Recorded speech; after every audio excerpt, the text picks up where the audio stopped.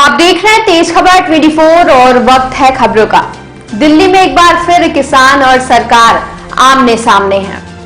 किसानों को रोकने के लिए दिल्ली को चीन और पाकिस्तान के बॉर्डर से अधिक सुरक्षा आखिर क्यों दी गई है? आखिर मोदी सरकार किसानों से क्यों बात नहीं करना चाहती? ऐसे कई सवाल राज्यसभा सांसद राजमणि पटेल ने आज मीडिया के सामने उठाए हैं। राजमणि पटेल ने कहा कि हर चीज में पहले वादा और अब गारंटी का झूठ, वैसे झूठ का सबसे बड़ा वादा मोदी का है जिसकी कोई गारंटी नहीं। आज जब अन्नदाता अपनी बात कहने के लिए पहुंचते हैं तो उन्हें आतंकवादियों की श्रेणी में रखा जाता है। रासुका जैसी कार्रवाई अन्नदाताओं पर की जा रही है। यह कौन सा संविधान है? खुदा ने कह सकता कि जो जिन कठिनाइयों से आज हमारे देश के किसान जूझ रहे हैं, नौजवान जूझ रहे हैं, बेरोजगार जूझ रहे हैं और हमारे यहाँ के किसान, दलित, आदिवासी सब इस तरह की समस्याएं हो गई हैं कि ऐसा लगता है कि सामने अंधकार सा दिखता है। क्योंकि मोदी सरकार ने अपने कार्यकाल में बहुत अच्छे अच्छे सज्जबाग दिखाए थे, नारे दिए थे, स्लोगन दिए थे और बहुत बढ़ चढ़ करके गारंटी दी थी और ऐसा लगता था कि हिंदुस्तान के किसी भी वर्ग के लोगों के लिए कोई कठिनाइयां नहीं रह जाएंगी, सारा राम राज्य आ जाएगा, किसी तरह कोई दुख तकलीफ नहीं है। लेकिन उसके बाद जमीनी हकीकत देखने पर पता चलता है कि आज किस तरह से हर वर्ग पीड़ित है। आज तात्कालिक समस्या तो हमारे यहाँ की है, दूसरे है भी जो ओला पाला पड़ा है और ओला के कारण, बारिश के कारण किसानों की बहुत अधिक नुकसान हुआ है। राई की फसल थी, उसको पूरा नुकसान हुआ है और उसका सर्वे कायदे से नहीं हो रहा है। अभी कुछ जगह की टीम भी नहीं पहुंची है, जहां सर्वे हो रहा है तो खाना पूर्ति की जा रही है। तो सबसे बड़ी समस्या तात्कालिक किसानों के सामने कि जो आपदा से जूझ रहे हैं उनको सरकार एक समय सीमा के अंदर उसका सर्वे कराए और पर्याप्त रूप में मुआवजा दिया जाए, जिस तरह से उनके फसल को बोने में जो खर्च होता है, खाद का, बीज का, पानी का, उसी के हिसाब से उनके मूल्य निर्धारित करके उनको मुआवजा। ये सरकार ऐसा बन गई है, हर चीज में गारंटी की बात आती। पहले वादा कहते हमारा वादा है, अब गारंटी आ गई। तो सारे मसले बात लगता है कि झूठ के अलावा इनके पास कोई गारंटी है।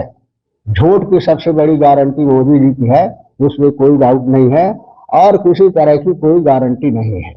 आज किसान हमारा वहां बैठा हुआ है बॉर्डर पर, आप सब देख रहे हैं पिछले बार किसानों के साथ क्या हुआ। 700 किसान शहीद हुए और उनकी संवेदना तक सरकार ने व्यक्त नहीं किया। आज इस बार किसान जिस तरह से पाकिस्तान और चाइना बॉर्डर में भी इतनी सुरक्षा नहीं होती है जितनी माने किसानों को दिल्ली ना पहुंचने देने के, अपने राजधानी में जा रहे हैं, कोई अपराध तो नहीं कर रहे हैं। राजधानी में रामलीला मैदान में जाकर के सभी लोग धरना करते हैं, प्रदर्शन करते हैं, अपनी बात कहते हैं, वहां किसानों को नहीं दिया जा रहा है, जाने दिया जा रहा है और बड़ी बड़ी कीलें लगाई गई हैं, परमानेंट दीवारें खड़ी कर दी गई हैं। हमारे आतंकवादियों की जिस तरह से व्यवस्था नहीं होती, उससे भी कड़ी व्यवस्था किसानों को आने के लिए की गई है और यहाँ तक तो आज सरकार को वापस लेना पड़ा। उन्होंने बता दिया कि मानिए किसान जो है आतंकवादी हैं, उनके ऊपर रासुका लगा दी।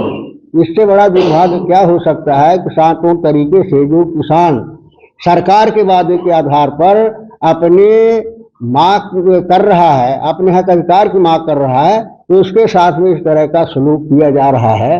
और ये कहते कि किसान है ही नहीं आतंकवादी, वो अन्नदाता जो धरती का सीना चीर करके अन्न पैदा करता है, दुनिया का पेट भरता है, अगर आज वो अन्नदाता आतंकवादी हो जाएगा और उसके ऊपर रास्ता जैसी कार्रवाई होगी तो फिर प्रजातंत्र कहाँ रह गया, हमारा संविधान कहाँ रह गया, हमारी प्रजातांत्रिक व्यवस्था कहाँ रह गई?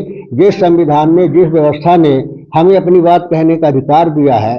विपक्ष का एक दायित्व होता है, लोगों का दायित्व होता है, पर्सनल दायित्व होता है कोई अपने हक अपने अधिकार की बात कर सकता है, सरकार से मांग कर सकता है, धरना प्रदर्शन कर सकता है। ये हमारा संवैधानिक अधिकार है, प्रजातांत्रिक अधिकार है, आज जिससे वंचित किया जा रहा है।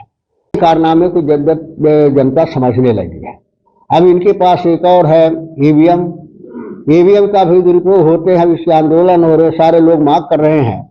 नहीं चाहते कि ईवीएम जिन देशों ने इसको इजाद किया, जो विकसित देश अपने आप को कहते हैं, और वे कहते हैं कि उनके लिए समय एक एक क्षण कीमती है, इस वजह से ईवीएम लाई गई, और ईवीएम उनके यहाँ लाई गई, बंद हो गई।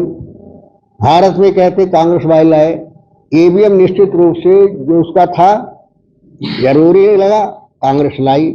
लेकिन अगर उसमें कोई इस तरह की बात आती, कोई कमी है, कोई गलती है, तो उसका दुरुपयोग हो रहा है, तो सरकार उसको बंद भी करती है। तो जब ये देखा गया कि ईवीएम का दुरुपयोग हो रहा है और इसमें गुंजाइश है टेम्परिंग की, इसलिए मांग उठ रही है कि उसको बंद करना चाहिए।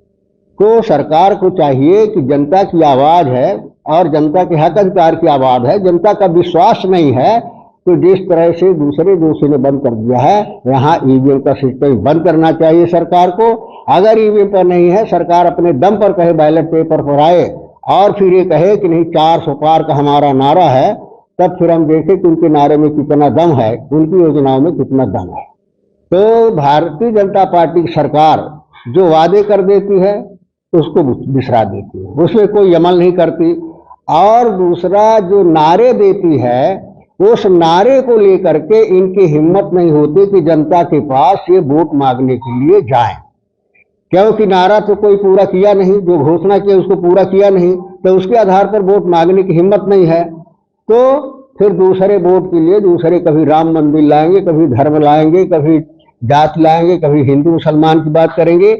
इसमें लोगों को भटका करके जो भटकाने का प्रयास किया जाता है, जो देश की चुनौतियां कठिनाइयां हैं, बेरोजगारी है, महंगाई है, आज महंगाई से सामान्य आदमी कमर टूट रही है, सब लोग जानते हैं, भ्रष्टाचार है, बेरोजगारी है, जिस तरह से देश की जो चुनौतियां हैं, उन चुनौतियों पर कोई प्रश्न खड़ा नहीं करे, उन चुनौतियों के संबंध में किसी का ध्यान न जाए, लोग इसी उसमें भटकते रहें, धर्म और धर्मांधता में ये सरकार कर रही है। संस्थाओं से न्याय की अपेक्षा होती है कि एक सामान्य नागरिक को, किसान को, कोई भी जाए उसको न्याय देंगे। अगर उन संस्थाओं का सरकार द्वारा दुरुपयोग किया जाए, उनका उपयोग विपक्ष को और उस आवाज को जो सरकार से प्रश्न करना चाहती है, सरकार से हल जानना चाहती है, सरकार से अपनी मांग करना चाहती है, उसको अगर दबाने में उन संस्थाओं का प्रयोग हो, तो फिर प्रजातंत्र कहाँ रह जाएगा, प्रजातंत्र का कोई अर्थ नहीं रह जाएगा। इस तरह की सरकार कर रही है। और जिन लोगों को भ्रष्टाचारी कह करके ईडी का भय दिखा करके ईडी की कार्यवाही की जाती है, और दूसरे तरह एजेंसियों की कार्य की जाती है, सीबीआई की जांच की जाती है, और ये माना जाता है, प्रोपगंडा किया जाता है कि सबसे बड़े अपराधी हैं, दोषी हैं, और वही व्यक्ति जो है अगर भारतीय जनता पार्टी की सरकार में शामिल हो जाता है, उनकी पार्टी में शामिल हो जाता है, तो उसको प्रमाण पत्र मिल जाता है कि माने वो दूध का धुला हुआ है, उसके ऊपर कोई चार्ज नहीं। तो इस तरह की जो कार्यवाहियां हो रही हैं, ये निश्चित रूप से हमारे प्रजातांत्रिक मूल्यों को खत्म करने के लिए की जा रही है, हमारे संवैधानिक प्रावधानों को खत्म करने के लिए की जा रही है।